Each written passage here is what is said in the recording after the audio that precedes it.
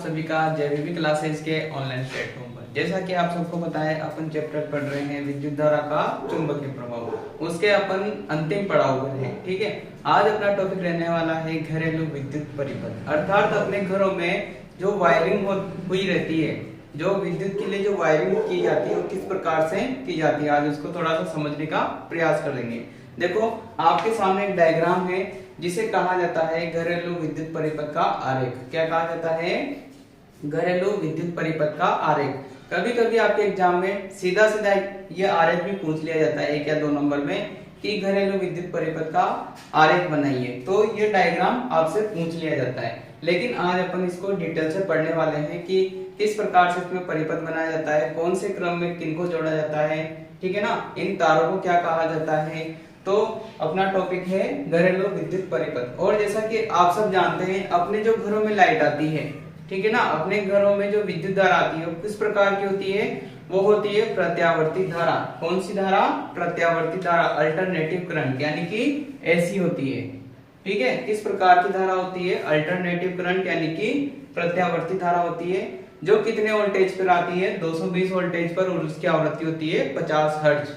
तो ये तो नॉर्मल सी बात है, सबको पता होनी चाहिए। और अपन का ये भी जानते हैं कि अपने घरों में जो लाइट आती है वो विद्युत खंभों से आती है, विद्युत खंभों से आती है। विद्युत पोल लगे होते हैं अपने घरों के आसपास, वहां से एक तार के द्वारा, मतलब एक तार होता है, उसके अंदर 2 तार होते हैं, ठीक है, वो पूरी केबल होती है, एक दिखने में इतनी मोटी सी, उसके अंदर 2 तार होते हैं।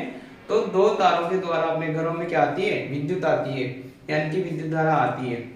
और उन 2 मुख्य तारों उन 2 तारों को कहा जाता है मुख्य तार। क्या कहा जाता है? मुख्य तार, यानी कि मेंस कहा जाता है। देखो, मैंने ये मान लिया है कि ये दोनों तार हैं जो कहां से आ रहे हैं? विद्युत पोल से अपने घरों में आ रहे हैं, ठीक है।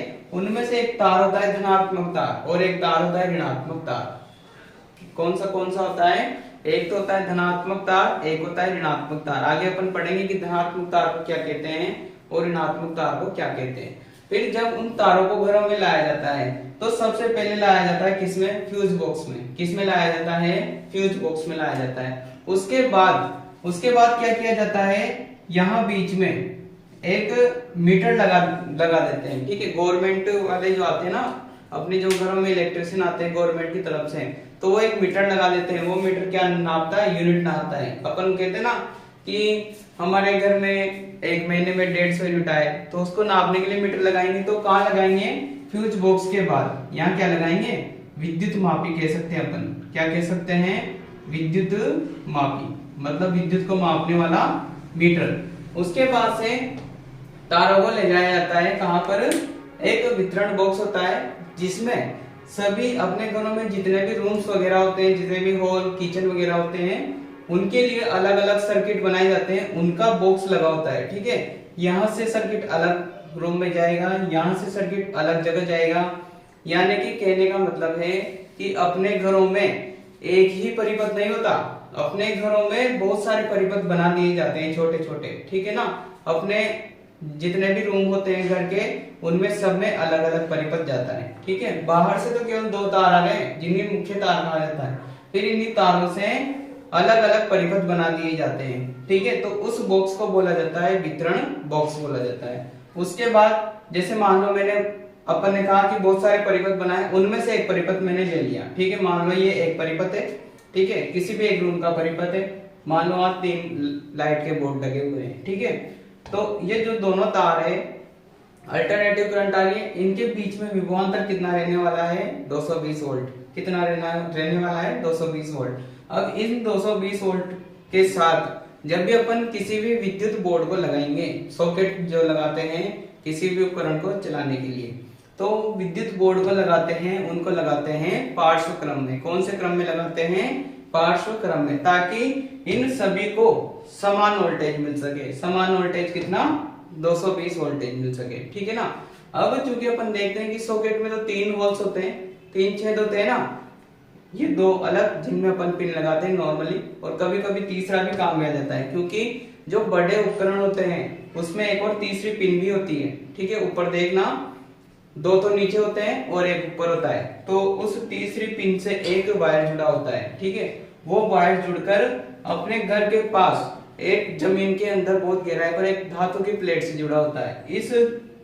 इसको बोलते हैं भूसंपर्कित तार। देखो अगर अर्थ से जुड़ा हुआ है, क्योंकि जमीन के अंदर बहुत अधिक गहराई पर है वो प्लेट, तो जमीन से जुड़ा हुआ है यानी कि अर्थ से जुड़ा हुआ है, तो इस वायर को बोलते हैं अर्थिंग वायर। क्या बोलते हैं? अर्थिंग वायर, जिसका हिंदी में नाम होता है भूसंपर्कित तार। तो अब आप देखो अपने घरों में कितने प्रकार के तार हो गए? 3 प्रकार के तार हो गए विद्युत परिपथ में, ठीक है। पहला है धनात्मक, दूसरा है ऋणात्मक, तीसरा है भूसंपर्कित तार, ठीक है ना। तो वापस से इसको समझो। देखो 2 तार आ रहे खंभे पे से, फिर उनको लाया जा रहा है फ्यूज बॉक्स में, उसके बाद विद्युत मापी में, फिर उसके बाद वितरण बॉक्स में। यहाँ से अलग अलग परिपथ बना दिए जाते हैं और एक तार होता है जो भूसंपर्कित किया जाता है। ये क्यों किया जाता है इसको भी आगे समझेंगे, ठीक है।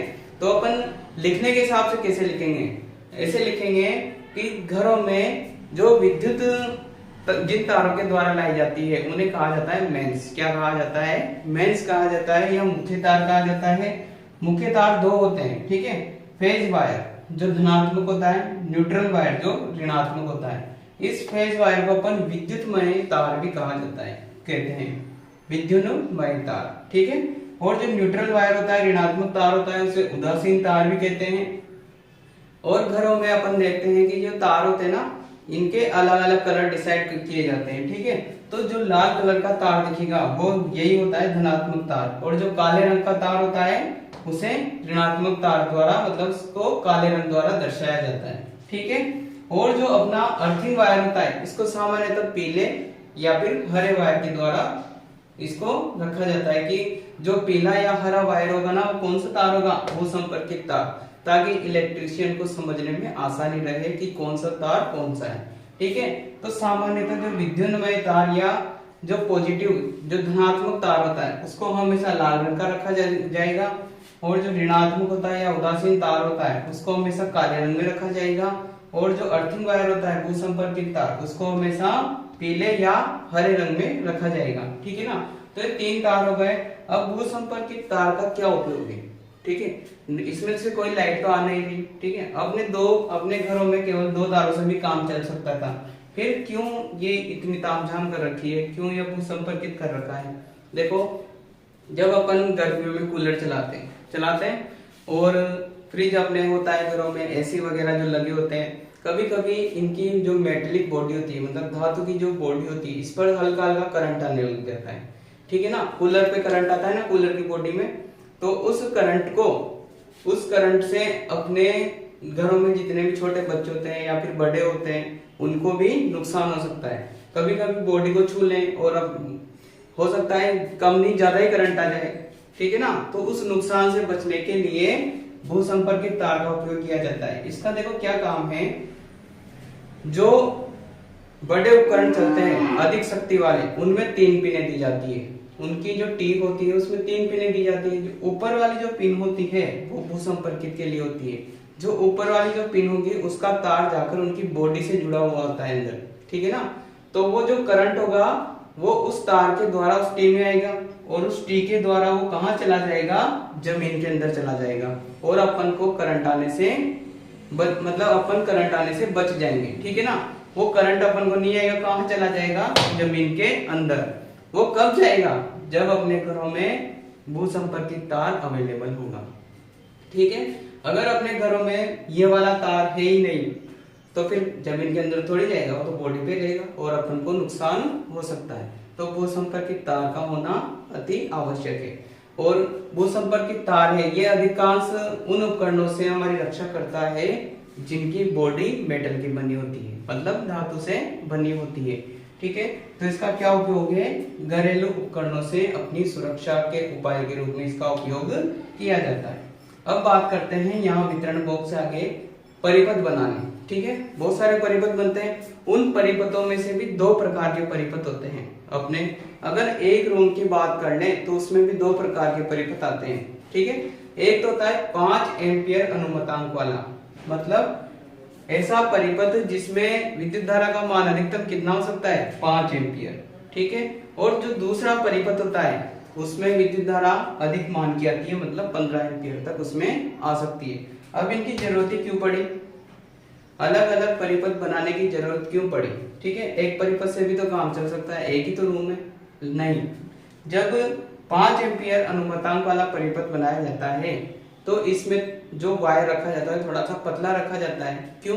क्योंकि अपन को कमरे में बल्ब की भी आवश्यकता होती है, ठीक है, फैन की भी आवश्यकता होती है, छोटे छोटे उपकरण चलाने की आवश्यकता होती है ना, कम शक्ति वाले।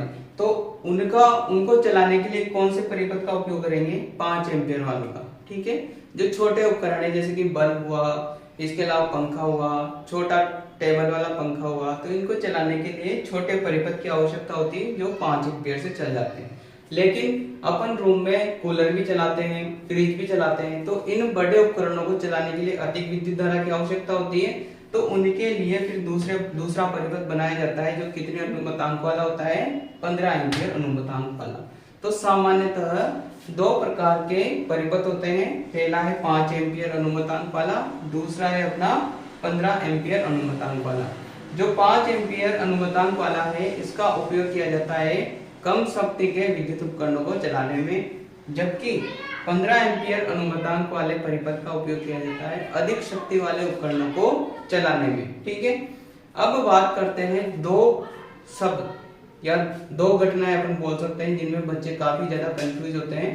एक तो है अपने पास लघुपतन, एक है अपने पास अतिभारण। बच्चे क्या करते हैं? गलती करते हैं, दोनों को एक ही समझ बैठते हैं। ठीक है, वो बोलते हैं कि लघुपतन भी एक ही चीज है, अतिभारण भी एक ही चीज है। देखो, इनके हिंदी वाले शब्दों से इतना खास पता नहीं चलता, लेकिन जब इनकी इंग्लिश टर्म देखेंगे, लघुपतन को कहते हैं शॉर्ट सर्किट। क्या कहते हैं? Short circuit. एक अतिभारण होता है ओवरलोडिंग। ठीक है, आई होप यहाँ से थोड़ा सा हिंट मिल रहा होगा। शॉर्ट सर्किट मतलब अपना जो सर्किट था वो शॉर्ट हो गया, ब्रेक हो गया, टूट गया। ठीक है, और जो ओवरलोडिंग मतलब जो परिपथ है उसमें ओवरलोड आ रहा है। ठीक है, तो वहां अतिभारण होगा। देखो कैसे होता है, अपने घरों में प्लस माइनस दोनों तार आ रहे, धनात्मक ऋणात्मक दोनों तार आ रहे हैं। जब ये दोनों गलती से घर के अंदर भिड़ जाएं, आपस में संपर्क में आ जाए बिना उपकरण के, दोनों तारों को अपन भिड़ा दे, तो क्या होगा? उस परिपथ का सारा बैलेंस बिगड़ जाएगा, उसका जो प्रतिरोध था वो शून्य हो जाएगा और उसमें जितनी धारा आनी चाहिए थी उससे ज्यादा उसमें धारा प्रवाहित होने लग जाती है। ठीक है, मान लो आराम से 5 एम्पियर की धारा जा रही थी किसी भी उपकरण से होकर, लेकिन जब दोनों तार उपकरण में जाने से पहले ही भिड़ गए तो उनमें 5 एम्पियर से अधिक धारा बहने लग जाती है। और मान लो कोई वायर है जो 5 एम्पियर से 5 एम्पियर तक ही धारा झेल सकता है, उसकी शक्ति इतनी है या उसका प्रतिरोध ही इतना ही है कि वो 5 एम्पियर ही धारा बहा सकता है, और उसमें मान लो 10 एम्पियर 15 एम्पियर धारा आने लग जाए तो क्या होगा? वो वायर जलकर टूट जाएगा। तो ऐसे होता है इसमें लघुपतन में, जब प्लस और माइनस तार आपस में भिड़ जाते हैं तो उनका प्रतिरोध क्या हो जाता है? जीरो हो जाता है। इस घटना में क्या हो जाता है? प्रतिरोध जीरो, और धारा का मान अचानक से बहुत ज्यादा बढ़ जाता है और परिपथ गर्म होकर पिघलकर टूट जाता है। इस घटना को कहते हैं लघुपतन। क्या कहते हैं? लघुपतन। और ओवरलोडिंग यानी कि अतिभारण क्या होता है? अपन क्या करते हैं, एक ही सॉकेट में बहुत सारे उपकरण चला देते हैं। ठीक है, अगर उस सॉकेट में जगह भी नहीं होगी ना तो मार्केट से एक 5-in-1 वाली वो लाएंगे टी और उसमें लगाएंगे और 5 उपकरण एक साथ चला देंगे। ठीक है, तो ये भी गलत बात होती है। देखो, जो इलेक्ट्रिशियन होता है वो तो एक उपकरण के हिसाब से अपने सॉकेट लगाता है, लेकिन अपन समझदार बनते हैं और 5 उपकरण एक साथ चला बैठते हैं उसमें, तो 5 उपकरणों को धारा की आवश्यकता पड़ेगी ना, और हो सकता है उसकी कुछ लिमिट हो सॉकेट की कि मैं 5 एम्पीयर की धारा दे सकता हूँ, लेकिन आपके उपकरण तो 5 एम्पीयर से ज्यादा भी खींच सकते हैं। तो ऐसी स्थिति में क्या होगा? वो जो परिपथ में लिमिट से अधिक धारा बहने लग जाती है। ठीक है, तो परिपथ भी क्या होता है? गर्म होकर जलकर टूट जाता है। इस स्थिति को कहते हैं या इस घटना को कहते हैं अतिभारण, ओवरलोडिंग। दोनों में अंतर समझ में आया? देखो, लघुपतन में तो प्लस और माइनस संपर्क में आते हैं, प्रतिरोध का मान 0 होता है और धारा का अचानक बढ़ जाती है, तो इस घटना को तो बोलेंगे लघुपतन। और अतिभारण किसे कहेंगे? जब एक ही परिपथ में बहुत सारे उपकरण एक साथ जोड़ दिए जाते हैं तो धारा का मान बढ़ जाता है और परिपथ टूट जाता है। इस घटना को कहते हैं अतिभारण। दोनों स्थितियों में एक बात कॉमन है, दोनों स्थितियों में धारा का मान बढ़ता है। ठीक है, दोनों स्थितियों में क्या बढ़ता है? धारा का मान। लेकिन एक ही सॉकेट में या एक ही परिपथ में बहुत सारे उपकरण जोड़ना ओवरलोडिंग यानी कि अतिभारण होता है, जबकि प्लस और माइनस का भिड़ जाना क्या कहलाता है, लघु पतन कहलाता है। तो आई होप आप सबको समझ में आया होगा और आपके कोई डाउट भी नहीं रहा होगा। फिर भी अगर आपको कोई डाउट है तो आप कमेंट बॉक्स में जरूर बताएं। Thank you.